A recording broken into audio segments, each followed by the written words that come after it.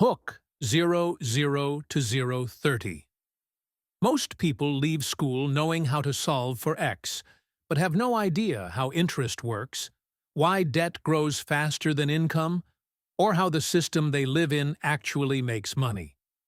And that's not an accident. Schools don't fail to teach money because they forgot. They don't teach it because the system was never designed to. Section 1. The Illusion of Education 030 to 200. From a young age, we're told that school prepares us for the real world. We learn math, history, science, and language. But when it comes to money, the one thing that affects nearly every decision we make, the education stops. Most students graduate without learning how credit actually works, why inflation quietly erodes savings, how taxes influence behavior, or why two people earning the same income can end up in completely different financial positions. Instead, money is treated as something you'll figure out later. But later is usually when mistakes are already expensive. Section 2. Schools were never built to create financial thinkers, 2 to 4. To understand why schools don't teach money, you have to understand why schools exist in the first place. Modern education systems were designed during the industrial era. Their purpose wasn't financial independence, it was consistency. Schools trained people to follow instructions, show up on time, work for long hours, and rely on external authority. This system worked well for factories, offices, and large organizations. But teaching people how money actually works creates something different. It creates independence, and independent thinkers are harder to manage. Section 3. Money education changes behavior. 4 to 5:30. If schools taught money properly, behavior would change. People would question debt instead of accepting it, delay gratification instead of consuming immediately, understand opportunity cost, and think in long-term incentives instead of short-term rewards. That's powerful.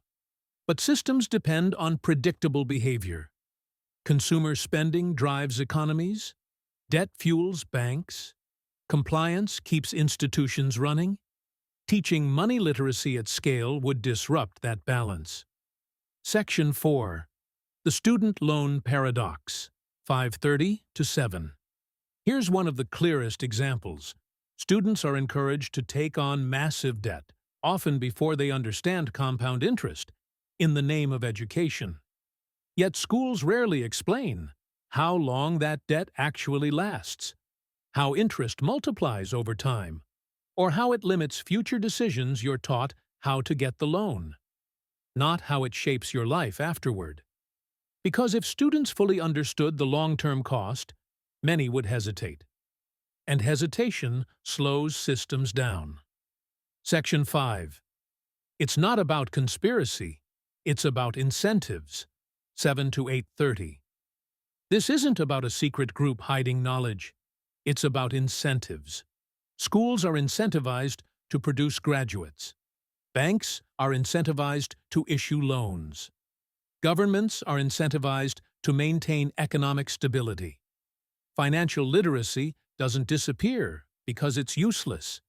It disappears because it changes outcomes, and systems protect outcomes that benefit them. Section 6.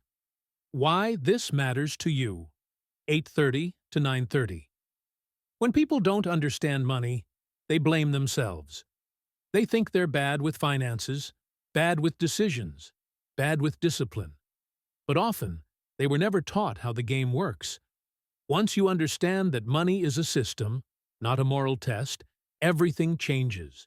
You stop asking, "What's wrong with me?" and start asking, "How does this system reward behavior?" That shift alone is power. Ending, 9:30 to 10. Schools taught you how to survive inside a system.